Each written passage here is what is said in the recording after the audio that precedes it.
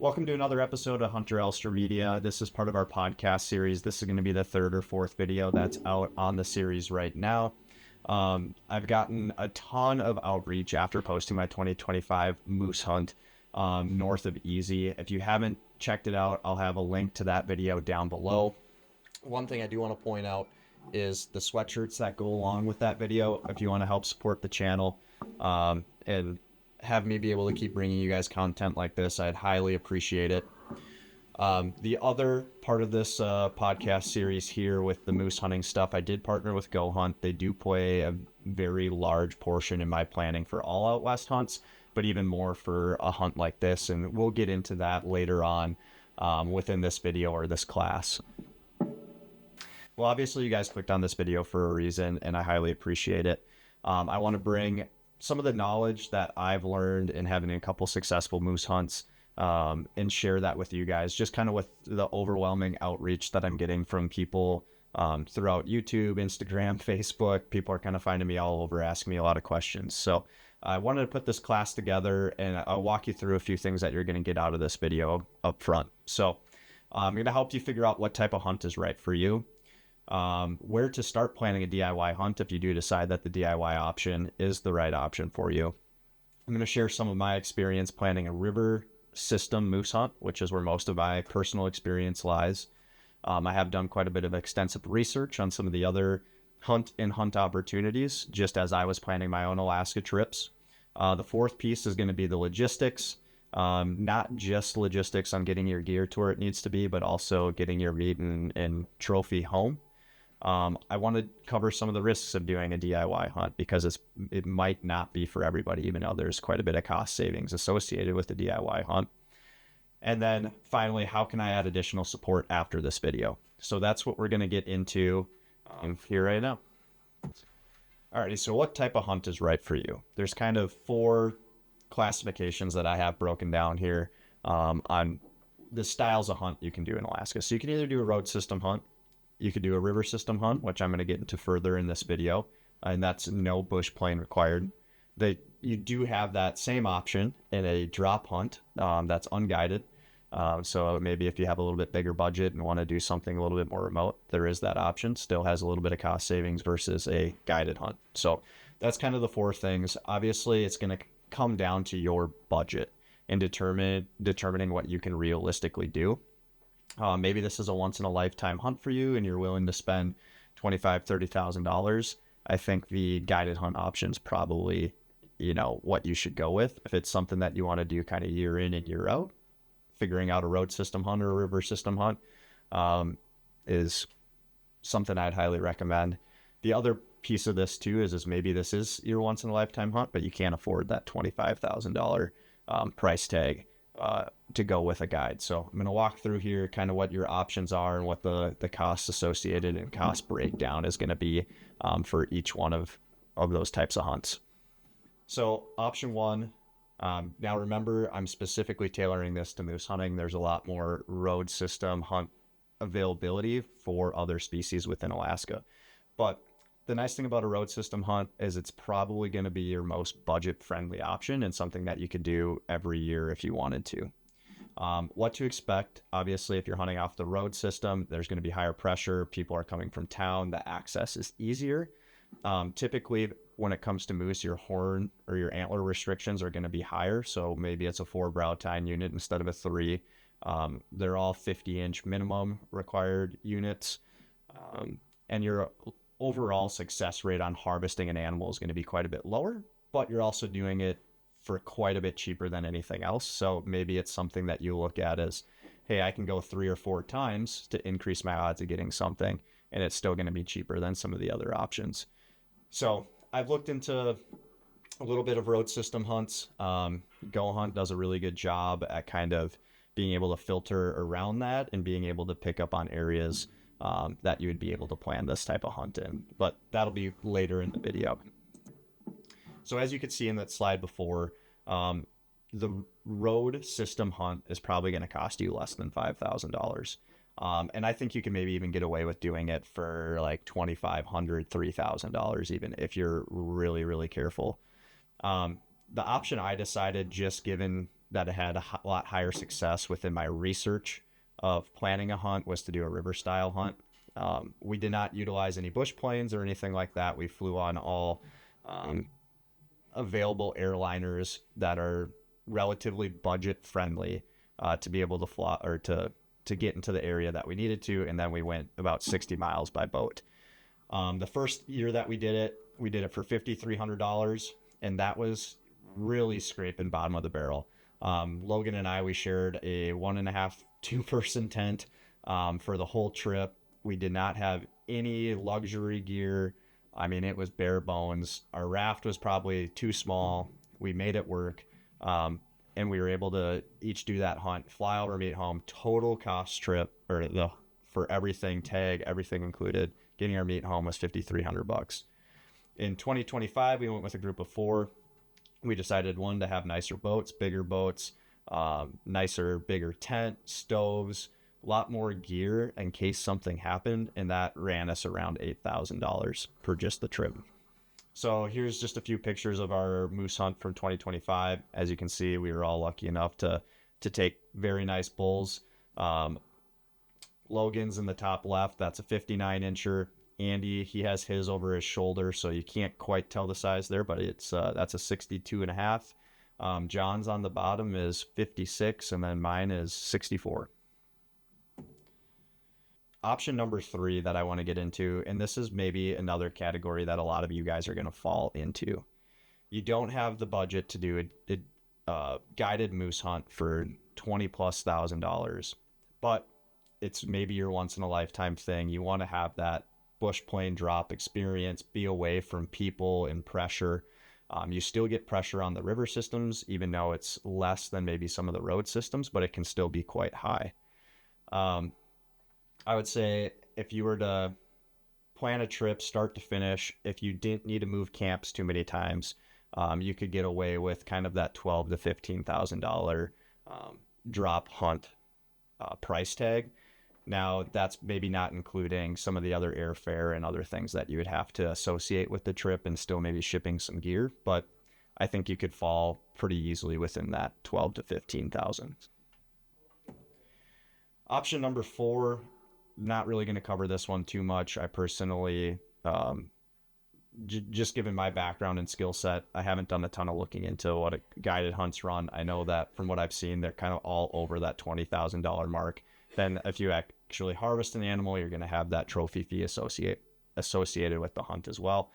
So this is going to be kind of your most pricey option. So quick summary, that road system hunt is going to be under $5,000. A river system hunt can fall within that $5,000 to $8,000. Drop hunt, $12,000 to $15,000. And then a guided drop hunt, you're paying that premium of $20,000+. And now, if you don't believe me that you can do a moose hunt for that price, this is part of how I can maybe be more helpful after this video as well. I have a lot of Excel spreadsheets and a lot of planning that I've done, but you can kind of see the breakdown here. We weighed our options in a few different ways. Did 1 or 4 of us share 1 boat, 2 boats? You can kind of see here. We had to fly a lot of stuff around Alaska, so you can see a lot of the prices associated with shipping that and the weights associated with even like your check bags and fuel bags. And this is just kind of a good breakdown if you want to spend some time to kind of go over it. But ultimately, one thing to note too on here, if you see the sell boat and motor in town, we are anticipating being able to do that and save a little bit of money on the return trip home.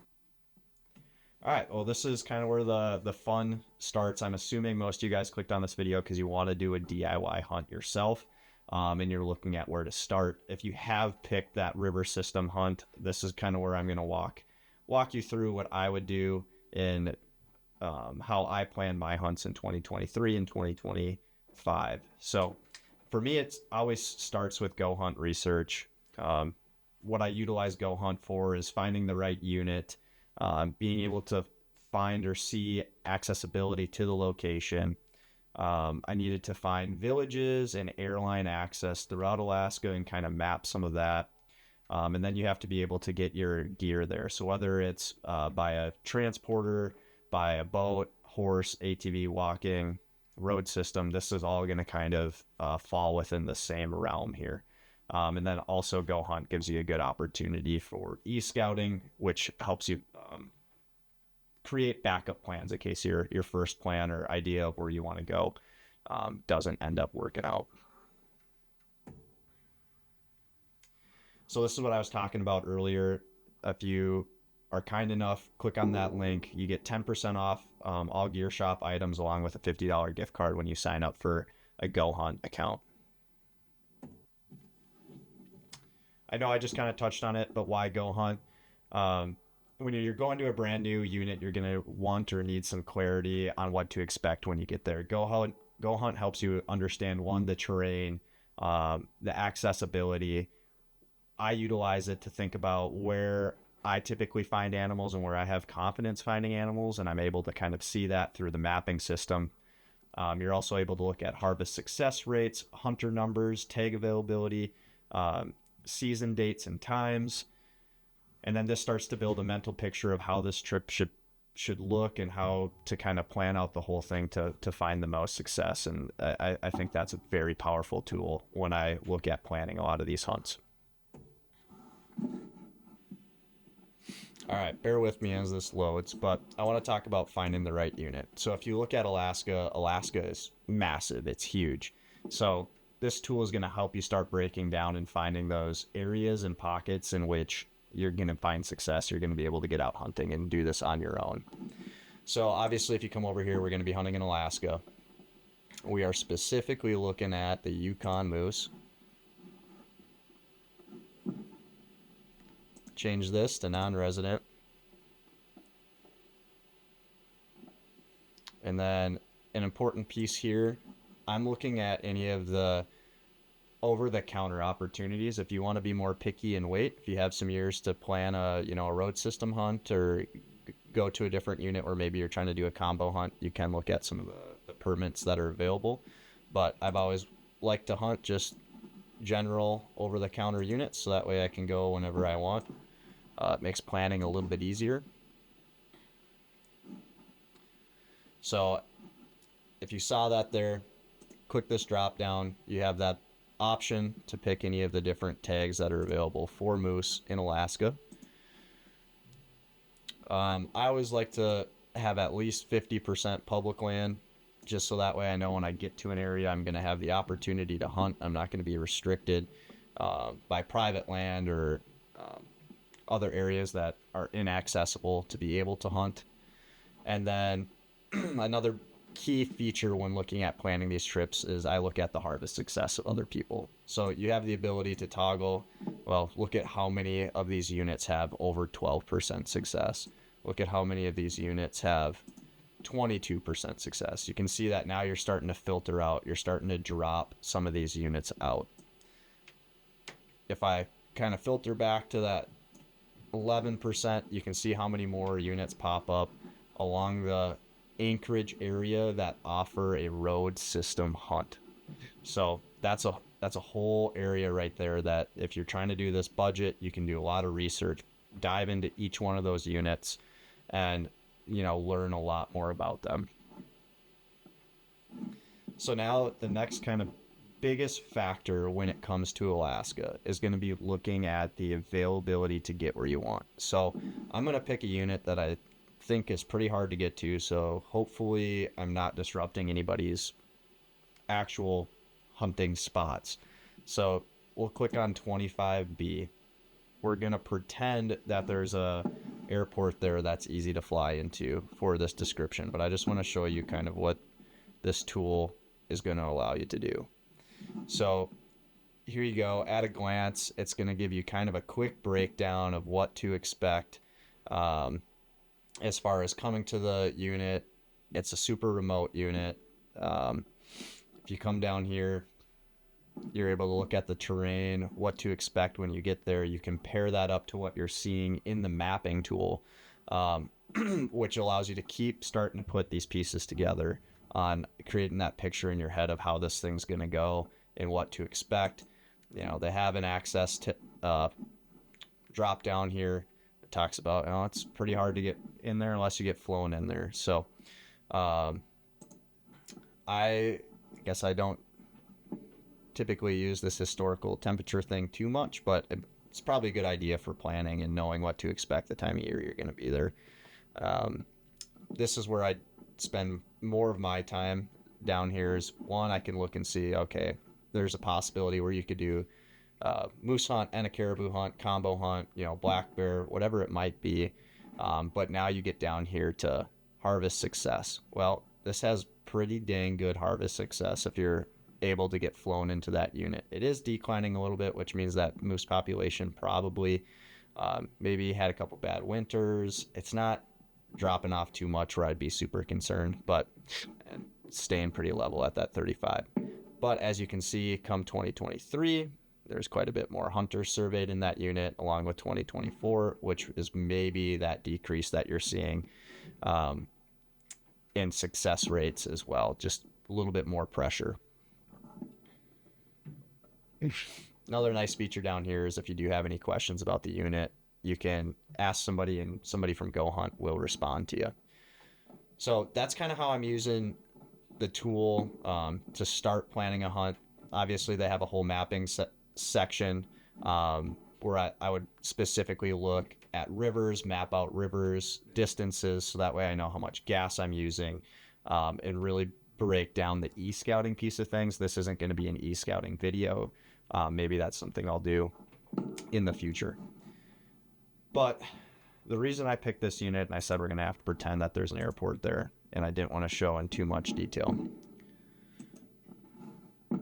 So let me get back into the presentation here. So we talked about the public land percentage. We talked about harvest success filters. We talked about, we're going to get into accessibility, right? So there's all those units on there. You need to be able to access it. So I kind of covered, there's a number of units you can look at that are around Anchorage for a road system hunt. There's probably a number of units around Fairbanks that offer the same thing. So you have to look at to where you can fly in on a budget and be able to start putting some of these puzzle pieces together. So, questions you need to ask. What village is nearest the unit? What commercial airlines fly into those villages?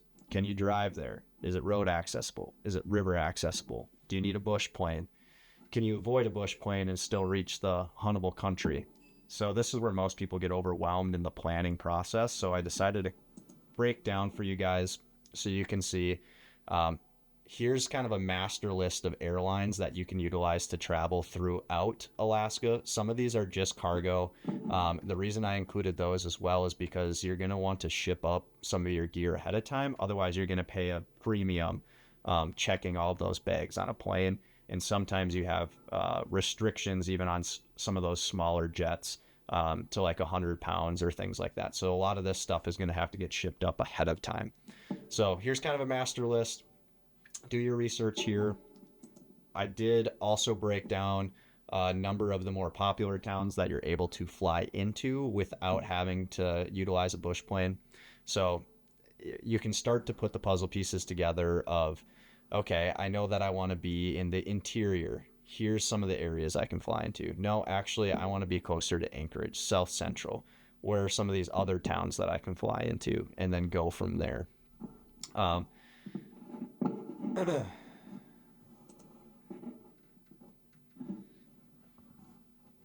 So one of the other things that I talked about in the video was how can I be helpful after? So here's kind of a breakdown. If you do have further questions or want to spend more time planning your trip, I do have a one-on-one strategy session. That's going to be $100 for an hour.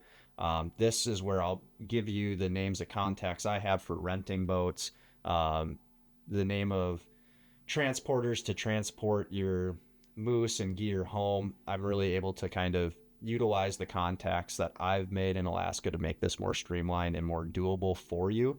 But if you want even further help, we can talk about, if you want me to ship gear for you, if you want me to arrange boats in town, things like that. There's kind of further steps to this process. that I would be able to be helpful with. So feel free to reach out and see what that would look like for you and your group that's going. But just wanted to include this in here as well. So that custom quote piece for hunters who want to be a little bit more hands-off or have some more hands-on support when planning this trip.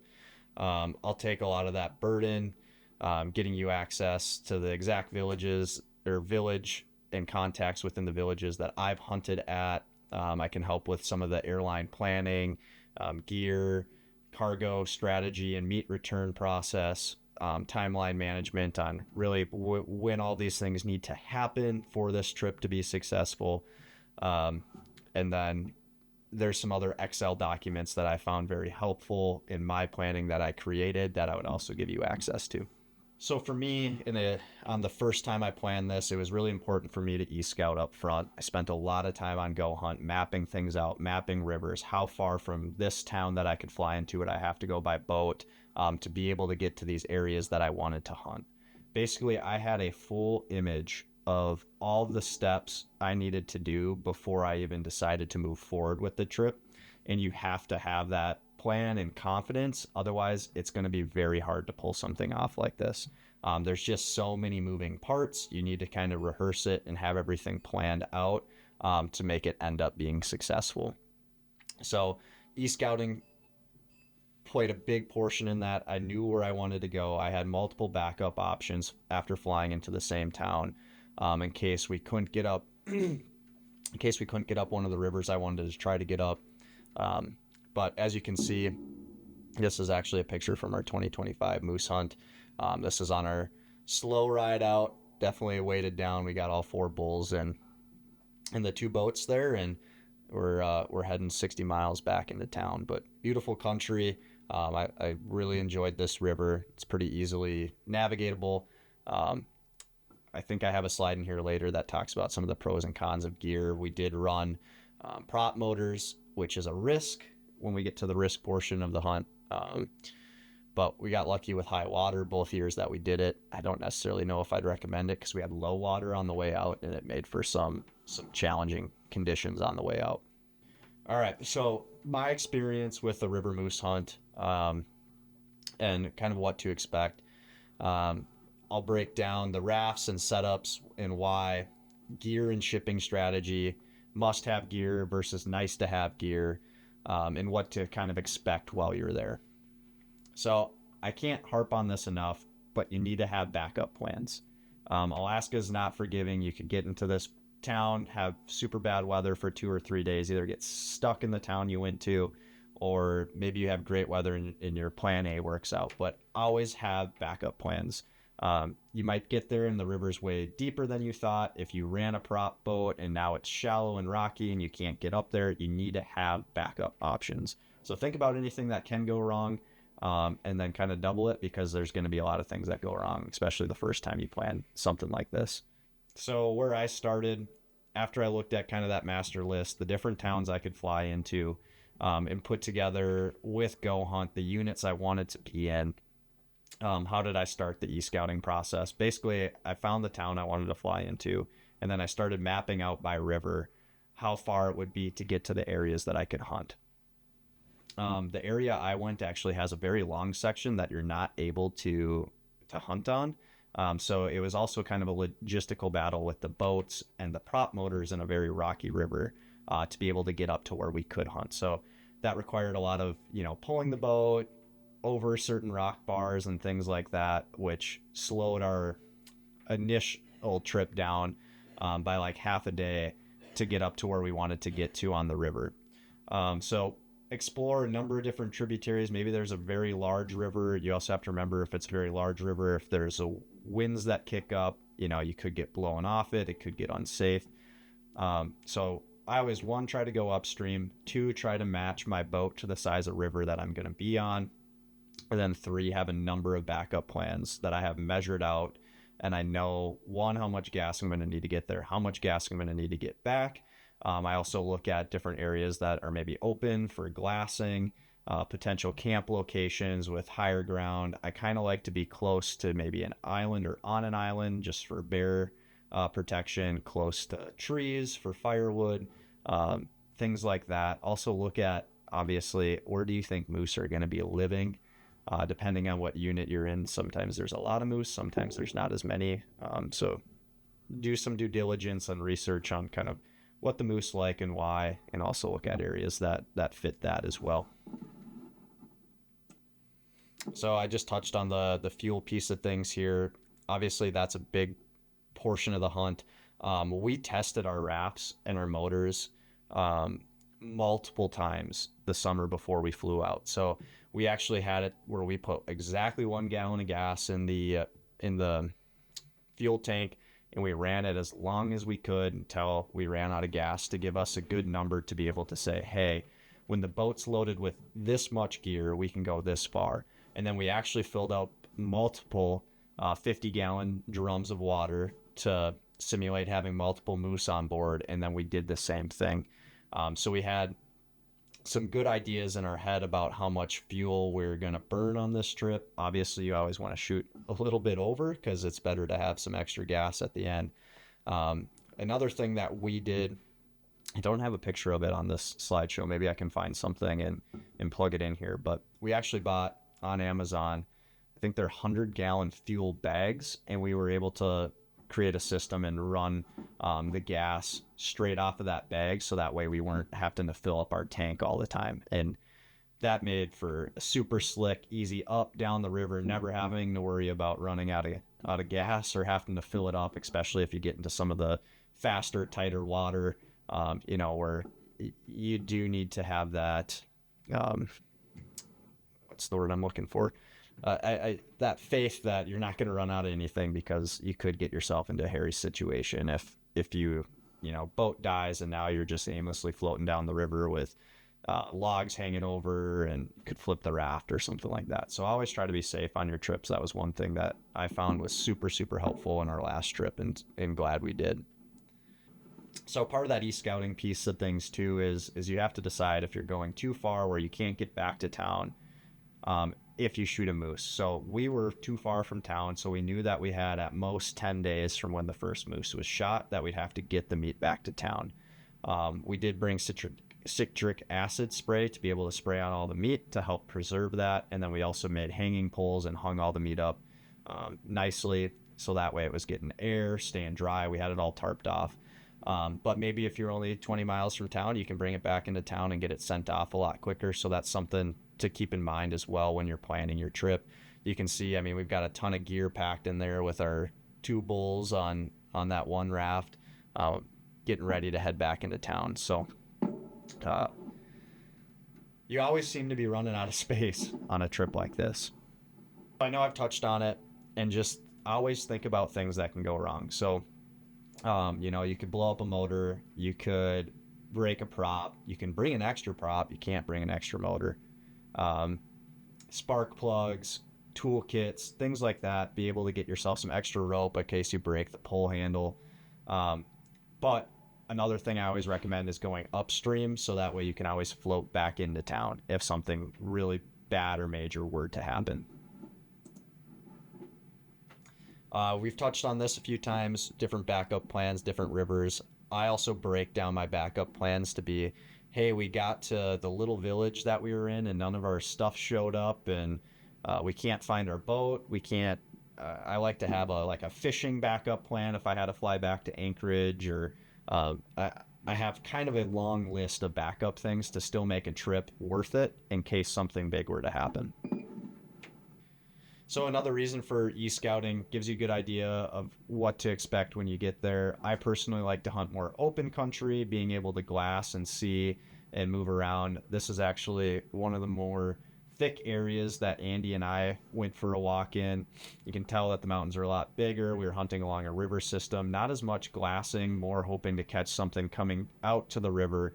But hunt stuff that's you're confident in. If you haven't done a hunt like this, do some research, watch some videos. You have to build confidence in case you're not seeing something, or utilize, like if you have mule deer hunted or you have elk hunted, if there's a certain style that you gravitate towards. Most of these moose hunts are going to be right around the rut, and they are very callable. As you can see in that video, we were able to call in 2 of the 3 bulls in that video, and then actually the 4th bull that we well, we lost the SD. I lost the SD card on. Um, that one was called in as well. So they're pretty callable that time of year. But pick an area that suits your hunting style, and that's super important, and that kind of goes along with a lot of that e-scouting stuff as well. All right, so for our raft setups, I'm not going to go super in depth here. It's more just kind of the sizes and what to expect with them. This picture is the first year Logan and I went. We have our 2 bulls in there, all of our gear, which we did not bring hardly any gear, and you can see how overloaded this boat is. It was a 15-foot Saturn K boat. Got it from Boats to Go. Unfortunately, we just did not quite have enough room. It was kind of unsafe actually coming back to town, but the river levels were dropping so much that we didn't think we could get back up the river, so we had to try to get it all in one go. We were able to get out. It took us like 16 hours to get down the river, but made it work. This was a super budget trip. That raft actually, I mean, for the raft itself worked great. I could see, and we had talked about if we planned a third trip, we would all just buy the same size boat and 15 horse motor, because it would end up actually being cheaper than the 2 bigger boats and 2 bigger motors because of shipping weight. And then you'd have a whole boat to yourself. And you know, if you fit your gear and a moose in there, you'd have plenty of room. We actually also the first year way overshot how much gas we were going to need. We didn't do as much testing or due diligence as we did on the 2025 trip. So the 2025 trip, we went with, it was like a 15 and a half foot raft. I actually ordered them straight from a manufacturer in China, but they were very similar to like a solar jet raft. They were probably twice, if not 3 times as wide as the K boat that you can see in this first picture. And it worked perfect for two guys in gear. So Saturn actually offers a boat that's similar, and I'll have that in the description below. I'll put the K boat in there and the 15 footer.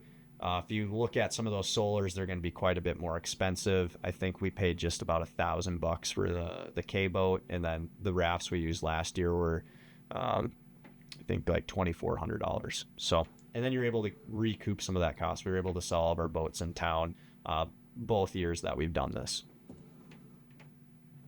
So as you can see, the picture on the right is 2025. We've got 2 guys' gear in there with a lot more gear than we brought the first year. And then our 2 moose, and we actually shot much larger moose, so there's quite a bit more meat as well in there, and it did great. Gear list and shipping strategy.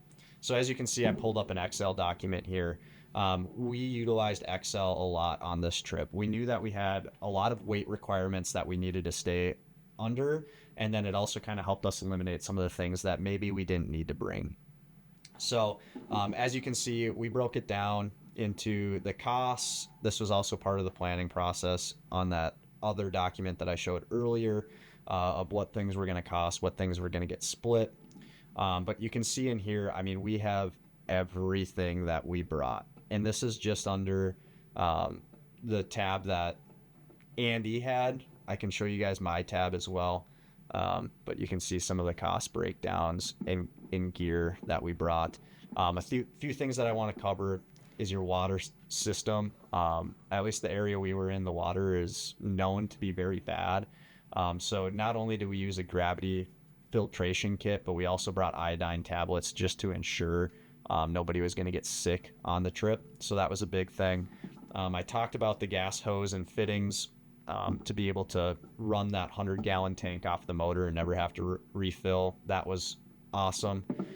Spray bottle is super important for being able to spray that citric acid on your moose. We had talked about that a little bit earlier. And now the things that we should have brought way more of, and we actually brought a lot. We could have used 3 times the amount of paracord that we brought, and I think we brought like 7 or 8 bundles of it. There's just so much stuff that uses paracord, so always overshoot on that. Same with tarps. We had a rain system come in, and we realized that, hey, we need to get all of our moose under tarps, but the tarps we brought were just to be able to ship moose home, so they weren't super big. So I'd recommend bringing at least 2 tarps for every person that's there. You can see, mentioned the citric acid thing.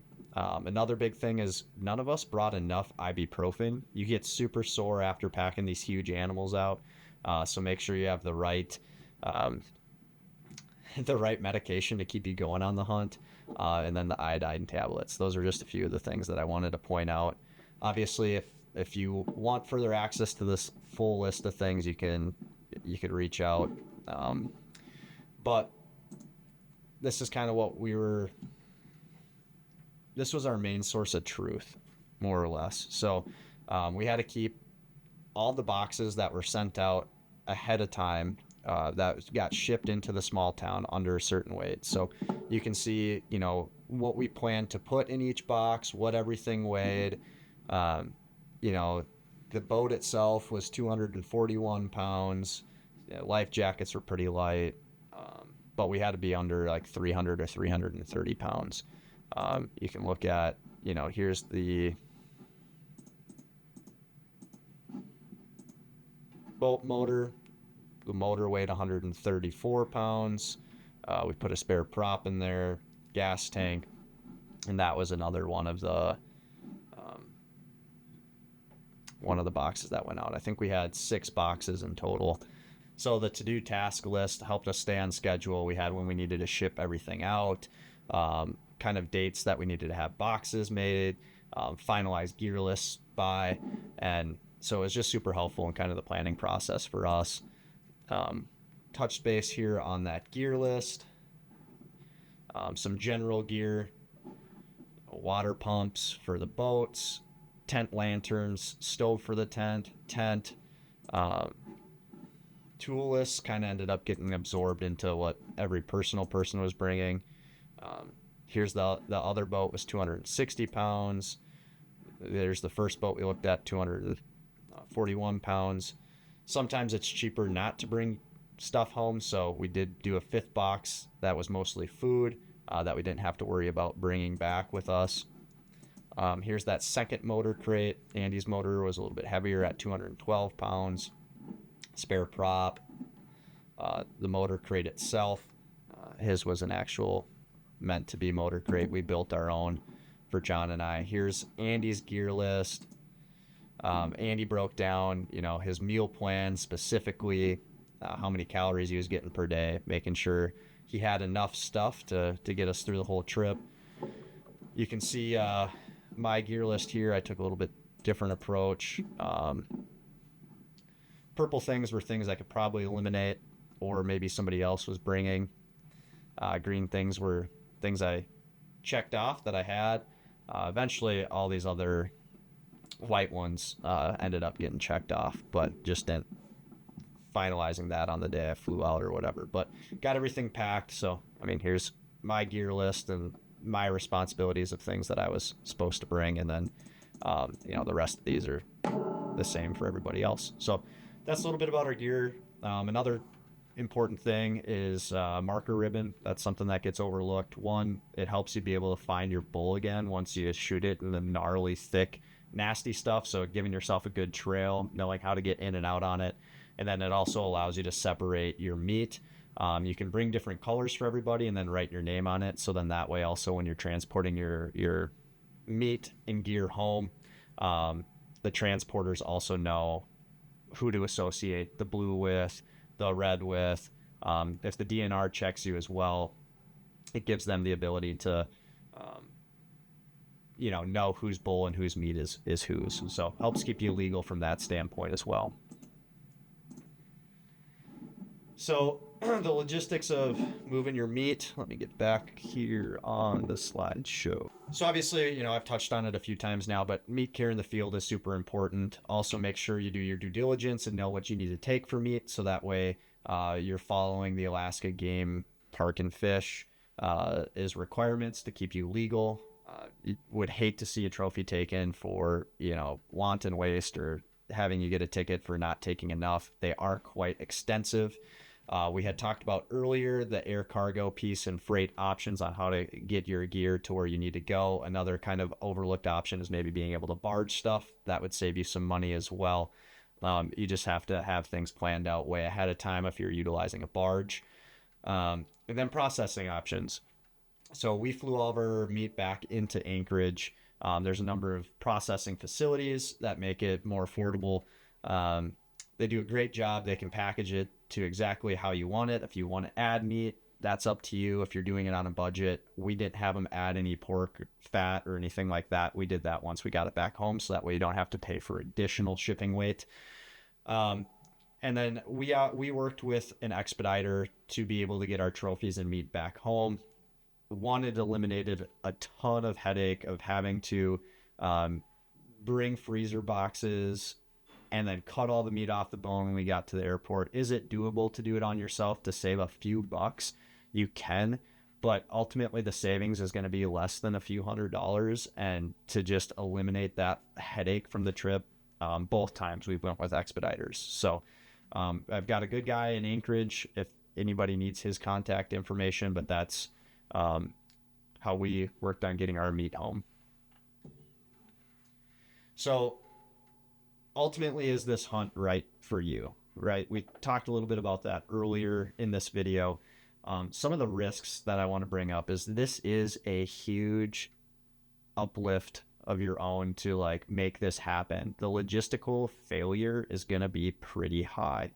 If one package doesn't make it, if you were a week late on sending something out that's vital to the trip, there's just so many little things that are unpredictable. And then also the weather. I mean, Alaska is known for some of the worst weather in the world. Something could pop up, on your trip itself where you can't get in.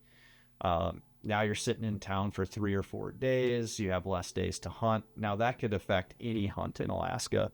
But when you're doing it yourself, it probably weighs even a little bit more on you. The physical and mental aspects of this hunt, I mean, it is months of planning, months of building boxes, testing gear. Like we had to bring all of our gear down to the airport in Chicago to be able to send up because that was the closest dangerous goods facility that we could ship on.